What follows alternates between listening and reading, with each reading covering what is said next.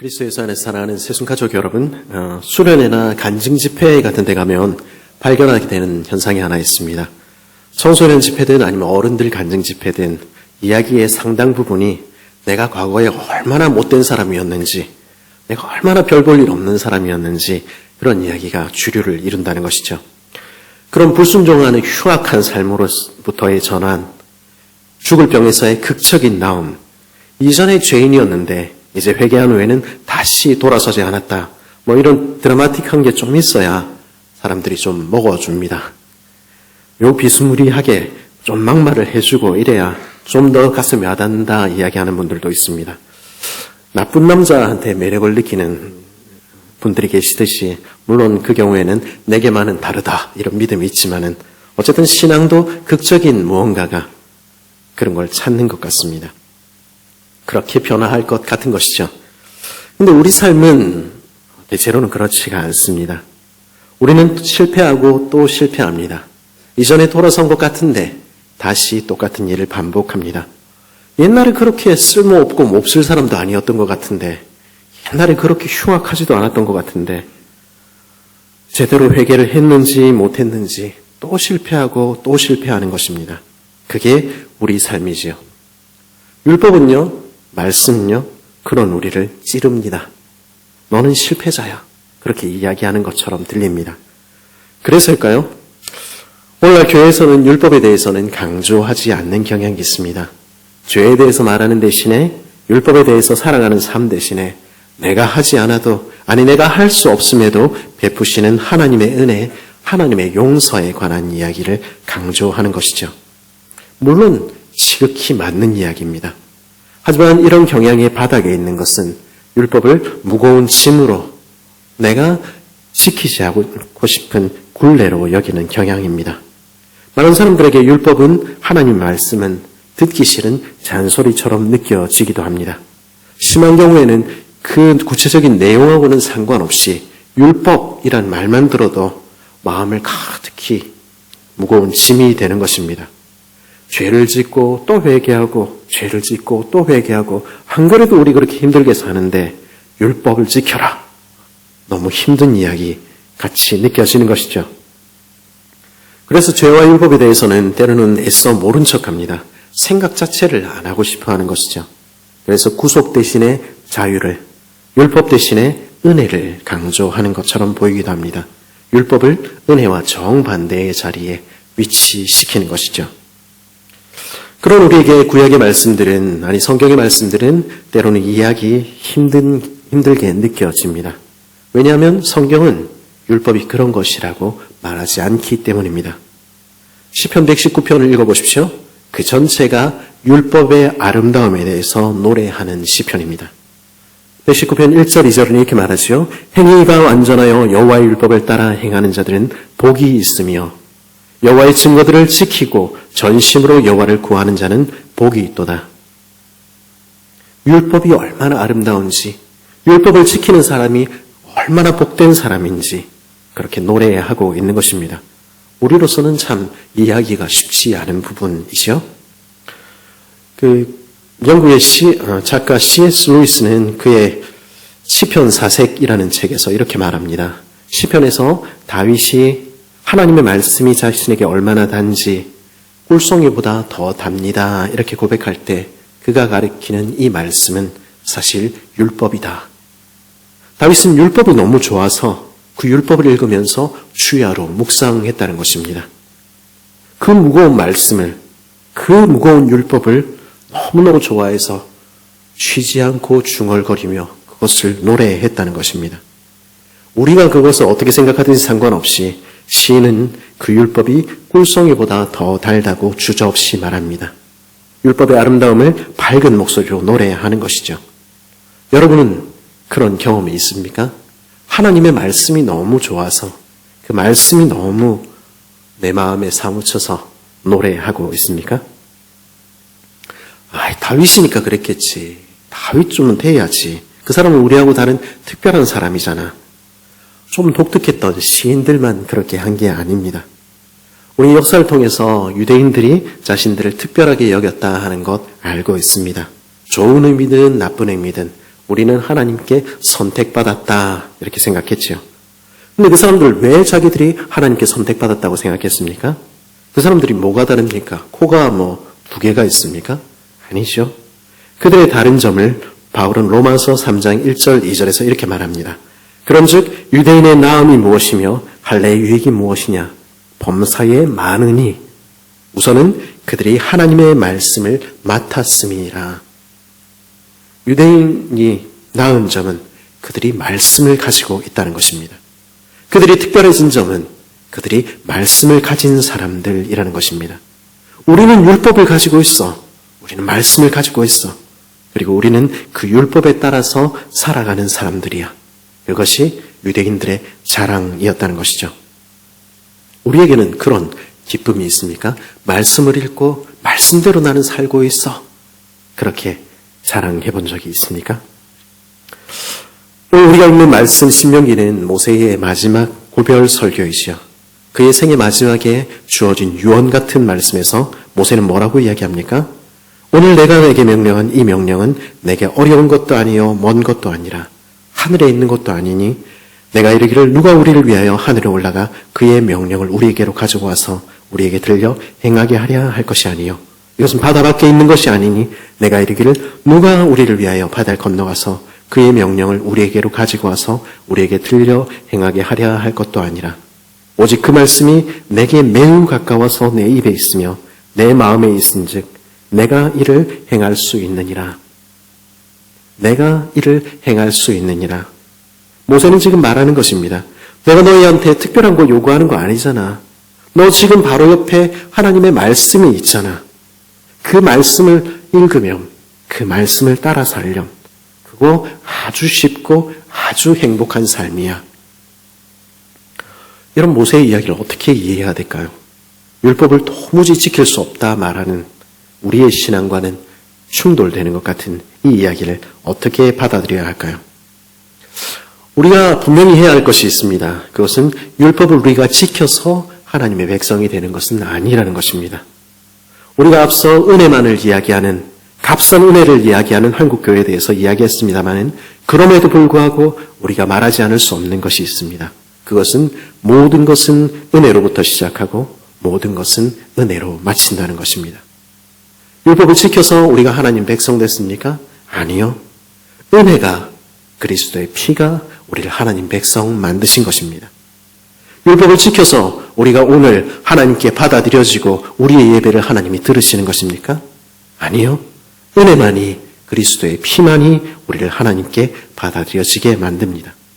오직 은혜로 우리는 구원받습니다. 그리고 은혜로 우리는 살아갑니다. 어제도 그랬듯이 오늘도, 오늘 그랬듯이 내일도 우리는 은혜로 사는 것이죠. 그럼 율법이 왜 필요합니까? 그럼 말씀이 왜 필요합니까? 도대체 무슨 일을 하는 것입니까? 구원을 천국에 들어가는 것 정도로 생각하는 사람들은, 구원지상론자들은 율법의 가치를 발견할 수가 없습니다. 구원받았으면 됐지. 천국행 티켓 끊었으면 됐지. 더 뭐가 필요해? 그런 구원이 있는지는 모르겠지만은 값싼 구원을 말하는 그들은 자신의 매일의 삶을 하나님께 드리는데 관심이 없는 것입니다. 그거 하나님이 원하시는 것이 아니지요. 우리 아버지가 원하시는 것은 무엇입니까? 정상적인 부모가 자녀들에게 기대하는 것은 무엇입니까? 우리가 태어나는 것, 그것으로 만족합니까? 구원의 확신이 있어. 난 태어난 줄 믿어. 그걸로 만족합니까? 그럴 수 없는 것입니다. 하나님은 우리가 태어날 뿐 아니라 정상적으로 자라기를, 사랑할 줄 아는 사람이 되기를 바라시는 것입니다. 그리고 우리는 율법을 통해서, 말씀을 통해서 죄를 깨닫고 그리스도가 우리를 위해서 무슨 일을 하셨는지 알아가게 되고 오늘 우리가 어떻게 살아야 할지, 어떻게 하면 우리가 자라야 할지 알게 되는 것입니다. 그것을 옛날에 칼빈을 비롯한 신학자들은 율법의 3가지 용법 이렇게 부르기도 했었지요. 죄를 깨닫게 하고 그리스도가 행하신 일들이 무엇인지 알게 한다는 것입니다. 그런데 그게 전부가 아닙니다. 하나님을 사랑하는 사람들에게는, 그래서 우리가 우리 삶을 통해서 하나님을 어떻게 기쁘시게 할지 고민하는 사람들에게는 율법은 특별한 선물이 됩니다. 왜냐하면 이 말씀은, 이 율법은 하나님의 백성들에게 어떻게 살지, 그리고 어떻게 하면 하나님이 기뻐하시는지 우리에게 들려주기 때문입니다. 우리는 죄를 생각할 때 구체적으로 뭘 했고 뭘 잘못했고 그런 행위로 생각합니다. 그래서 나는 살인은 안 했으니, 나는 도둑질은 안 했으니 나는 죄인 아니야, 그러고 삽니다. 물론 그것들도 죄이지요. 죄를 짓고 물타기해서는 안 됩니다. 그런 거 해놓고는 안 했다고 이야기하고 뻔뻔스럽게 나는 용서받았다 이야기하고, 그거 안 됩니다. 그러나 그런 일 하지 않았다고 우리가 죄인이 아닌 것입니까? 성경이 죄라고 이야기할 때 그 핵심 무엇입니까? 하나님을 내 마음의 왕으로 모시고 있는가? 그 하나님의 명령에, 그 말씀에 순종하는가 하는 것입니다. 오늘 30장 15절 말하지요. 보라, 내가 오늘 생명과 복과 사망과 화를 내 앞에 두었나니.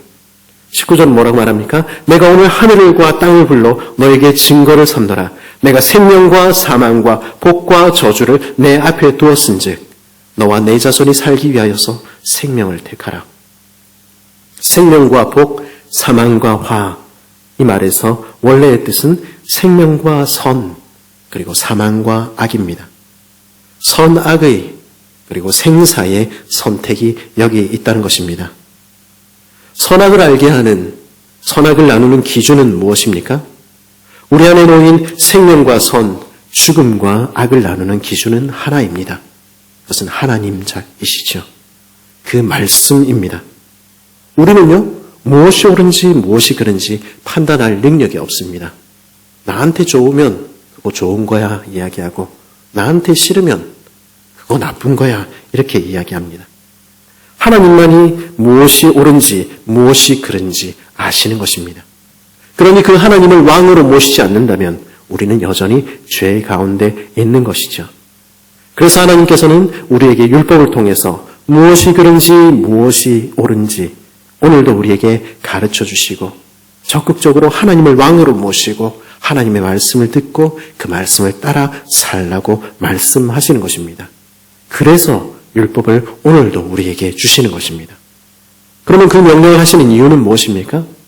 그 이유는 우리에게 가장 좋은 것 주시기 위해서입니다. 생명을 주시고 복을 주시기 위해서 하나님 오늘도 우리한테 자꾸 말씀하시는 것입니다. 그것 때문에 우리에게 말씀을 따르라, 율법을 따르라 이야기하는 것입니다. 16절 뭐라고 이야기합니까? 그러면 내가 생존하여 번성할 것이요 또 내 하나님 여호와께서 내가 가서 차지할 땅에서 내게 복을 주실 것임이라. 20절은 뭐라고 이야기합니까?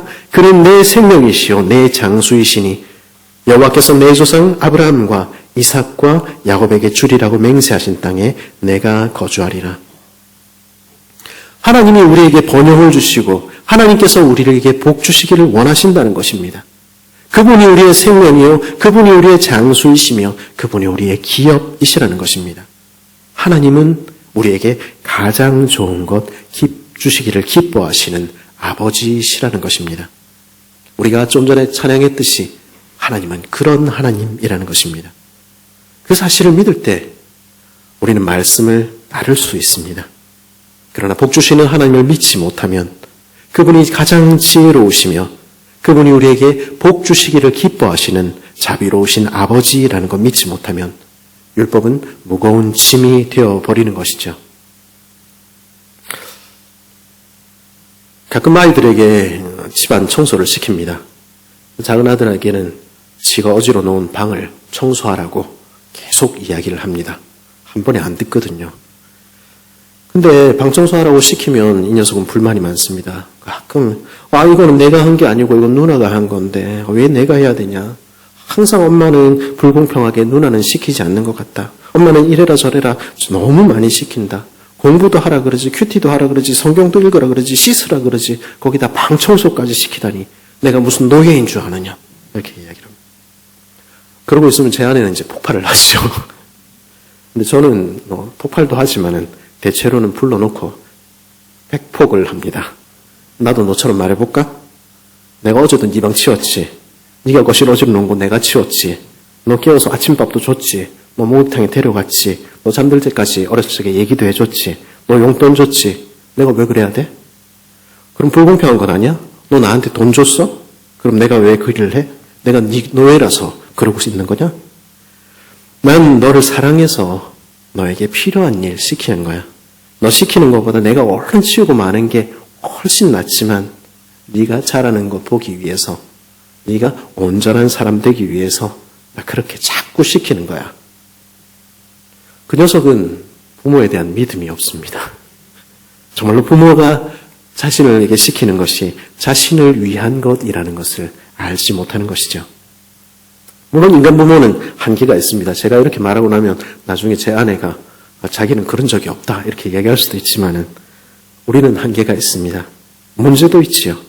그러나 그런 인간 부모조차도, 못된 저조차도 자녀에게 좋은 것 주기를 기뻐하는 것입니다. 그러면 하늘 아버지는 어떠시겠습니까? 그분은 가장 좋은 것이 무엇인지 아십니다. 그리고 가장 좋은 것 우리에게 늘 주시기를 기뻐하시는 아버지이십니다. 그분은 자기 아들을 주시기까지 저와 여러분을 사랑하십니다. 그 하나님을 믿게 되면, 하나님이 우리에게 가장 좋은 것 주시는 분이라는 사실을 믿을 수 있게 되면 주님의 말씀을 귀담아 듣습니다. 좋은 일 생긴다는데, 그렇죠? 그리고 그분의 말씀을 기꺼이 따라 행하게 됩니다. 율법을 지켜보려고 애쓰게 되는 것이죠. 그러면 구체적으로 그 하나님의 계명은 어떻게 지킬 수 있습니까? 16절은 이렇게 말하지요. 곧 내가 오늘 내게 명령하여 내 하나님 여호와를 사랑하고 그 모든 길로 행하며 그의 명령과 규례와 법도를 지키라. 이 말을 직역하면 이런 것입니다. 너의 하나님 여호와를 사랑함으로, 그의 길들을 걸음으로, 그의 계명들과 규례들과 법도들을 지킴으로, 내가 오늘 내게 명령한 바 내 하나님 여호와의 계명을 지키면 너는 살고 번성하고 내가 들어가 얻을 땅에서 너의 하나님 여호와께서 복을 주실 것이다. 하나님을 사랑함으로, 그래서 그 길들을 걸어가려고 애씀으로써, 그 계명과 규례와 법도들을 지킴으로써 우리는 하나님의 율법을 지킨다는 것입니다. 하나님의 율법을 지키는 첫걸음은 언제나 하나님을 사랑하는 것입니다. 문자적으로 이것을 지키고 저것을 지키고, 우리 주님 그렇게 말씀하시지 않으셨죠? 그 율법을 요약하시면서 하나님을 사랑해라 이렇게 말씀하셨죠? 그 이전에 하나님은 자신을 사랑하기를, 하나님께서 우리를 사랑하시듯이 우리도 그분을 사랑하기를 간절히 바라시는 것입니다. 그러니 사랑 없이 율법을 아무리 지키는 것, 그건 넌센스입니다. 마음 없이, 사랑 없이 드리는 예배는 하나님을 기만하는 행위지요. 여러분은 그분을 사랑하십니까? 여러분을 사랑의 하나님을 사랑하십니까? 우리의 신앙생활은요, 관계입니다. 사랑을 받고 사랑을 하는 관계입니다.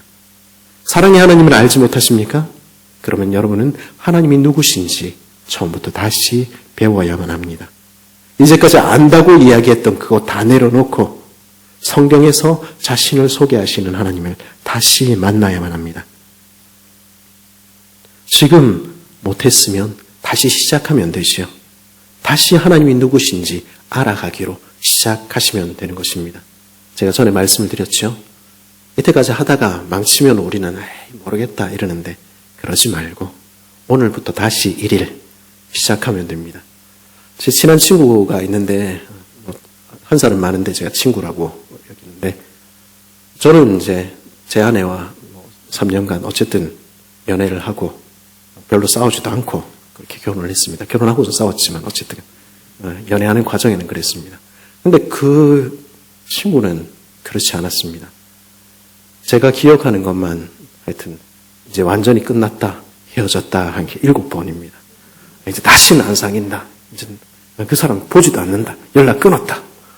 그런 얘기를 들었는데 조금 있다 보면 또 만나고 있고 또 만나고 있고, 요새는 별로 안 싸우는 것 같더라고요. 결혼하는 거는. 다시 시작하면 되는 거죠. 다시 주님과 1일 시작하면 되는 것입니다. 언제나 사랑이 먼저입니다. 여러분은 지금 하나님을 사랑하고 있습니까? 거기서부터 시작하는 것입니다. 하나님의 율법을 지키는 두 번째 걸음은요, 그 말씀을 따라서 한 번 걸어보는 것입니다. 한 번 따라 살아보는 것입니다. 제가 한 번 걸어보는 것, 한 번 살아보는 것 이렇게 말씀을 드렸죠. 우리는요, 기시도 못하면서 뛰려 오르고 뛰지도 못하면서 날려고 그럽니다. 한 걸음도 걷지 못하면서 나는 완전히 다 지켜야 되는데 뭐 이러고 있습니다. 그래서 조금 지나다가 넘어지면 나는 실패했다, 나는 안 돼, 그러고 있습니다. 내 기준에 따라서 성공이냐 실패냐 말하기 전에 그저 주와 함께 걸어보라는 것입니다. 사람들은요, 강하게 말하고 싶어 합니다. 자기에게만 그럴 뿐 아니라 남들한테도 그렇게 이야기합니다. 이 정도는 해야지. 이 정도는 해내야 우리가 제대로 된 신자고 네가 제대로 예수를 믿는 거지. 그것도 못하고. 자기는 그렇죠. 다들 자기가 좋아하는 것, 자기가 중요하게 생각하시는 것이 전부인 것처럼 떠들어댑니다.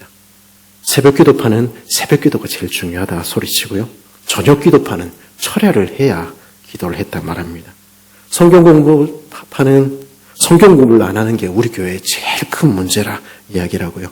찬양파는 찬양이 죽은 게 우리 교회가 죽는 이유다 말하기도 합니다. 어떤 사람들은 봉사가, 사회 참여가 그게 제일 중요하다 말하기도 합니다.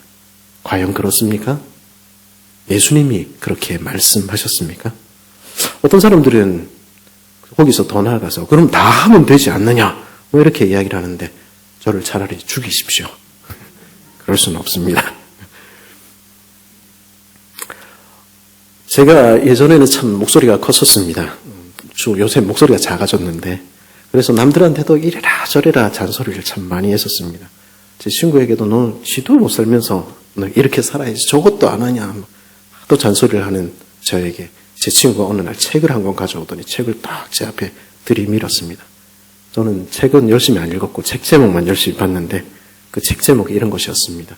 신앙에도 색깔이 있습니다.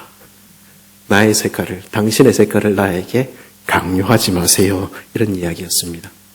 신앙에도 색깔이 있습니다. 하나님께서 그 색깔에 맞게, 그 기질에 맞게 빚어 가시는 것입니다.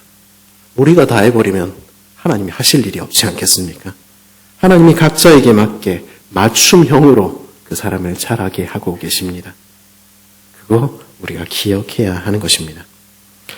우리가 율법의 조항들에 얽매이게 되면 은혜가 아닌 율법이 우리를 사로잡습니다.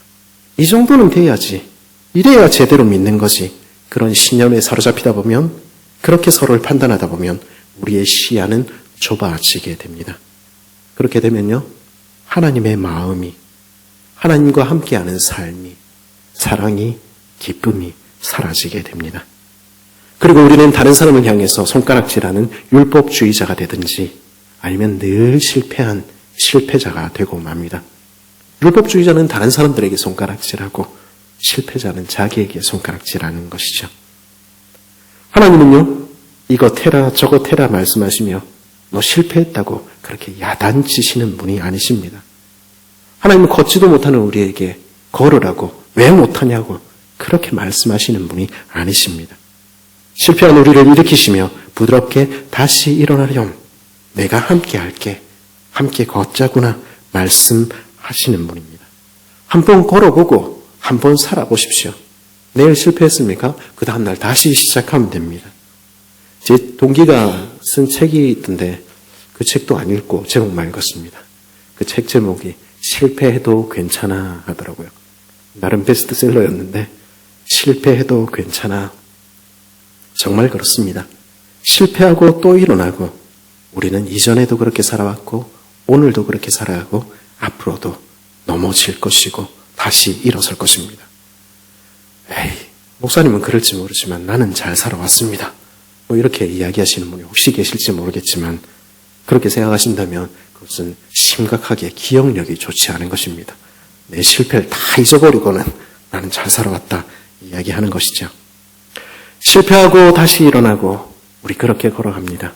그리고 그렇게 걸어가는 우리 삶에 하나님께서 함께 하십니다.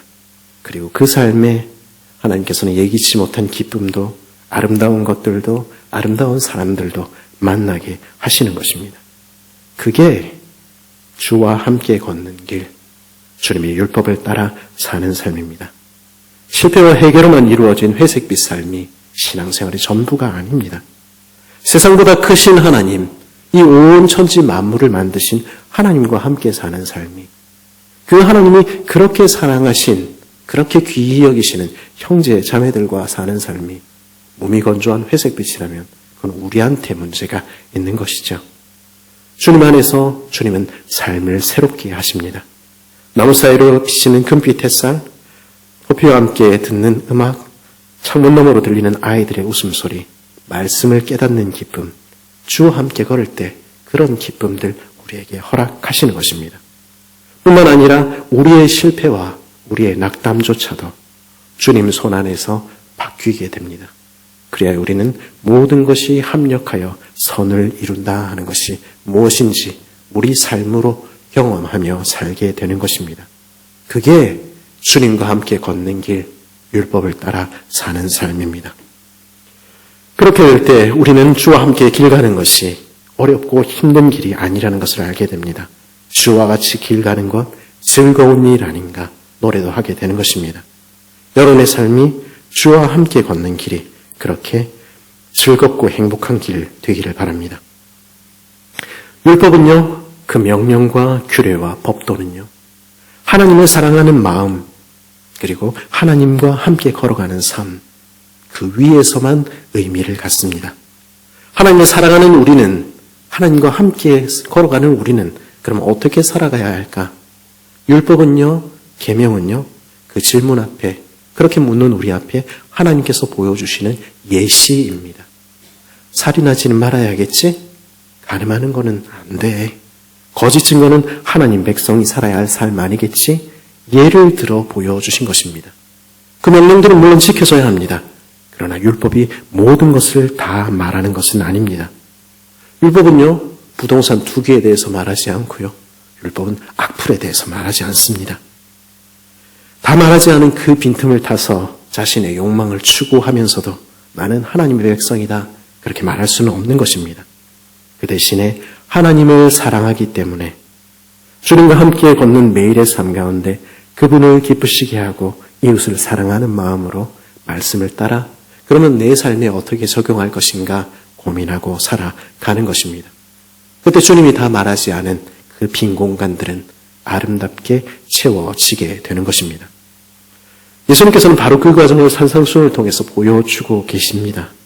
옛사람에게 말한 바 살인하지 말라. 누구든지 살인하면 심판을 받게 되리라 하였다는 것을 너희가 들었으나 나는 너희에게 이르노니 형제에게 노하는 자마다 심판을 받게 되고 형제에 대하여 나가라 하는 자는 공회에 잡혀가게 되고 미련한 놈이라 하는 자는 지옥불에 들어가게 되리라. 그러므로 예물을 제단에 드리려다가 거기서 내 형제에게 원망 들을 만한 일이 있는 것이 생각나거든 예물을 제단 앞에 두고 먼저 가서 형제와 화목하고 그 후에 와서 예물을 드리라. 살인하지 말라. 그것이 전부가 아니라는 것입니다. 내 형제를 사랑하느냐? 내 형제에게 욕하고 있지는 않은가? 내 형제에게 원망 들을 일이 없는가? 우리 삶에서 그렇게 적용하며 살아가라는 것입니다. 나를 사랑하며 말씀을 읽으며 말씀을 따라 나와 함께 걸어가자꾸나. 서로 사랑하며 그렇게 살자꾸나. 그것이 내가 너에게 바라는 율법을 따라 사는 삶, 예배적인 삶, 영적인 예배다. 우리 주님은 그렇게 말씀하시는 것입니다. 그리스도 예수 안에 사랑하는 새순가족 여러분, 율법은요, 무거운 짐이 아닙니다.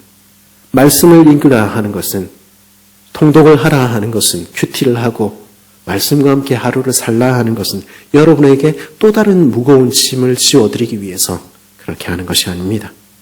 말씀을 통해서 여러분을 사랑하시는 주님을 발견할 수 있기를 바랍니다. 그리고 여러분을 사랑하는 주님을 여러분도 사랑할 수 있기를 바랍니다. 주님은 여러분의 마음이 그분을 향해 있기를, 여러분이 여러분의 삶을 하나님으로 채워가기를 간절히 바라시는 것입니다. 여러분의 삶, 그 작은 삶 구석구석에서 주와 함께 걸어가는 여러분 되시기를, 주님을 사랑하여서 그 삶을 주님을 기쁘시게 하는 것들로 아름답게 채워가는 여러분 되시기를 간절히 바랍니다. 주님과 함께 걸어가는 그 기쁜 길에서 율법의 말씀을 읽으며 율법을 노래하며 걷는 기쁜 삶 살아가는 우리 새순 식구들 되기를 간절히 바랍니다.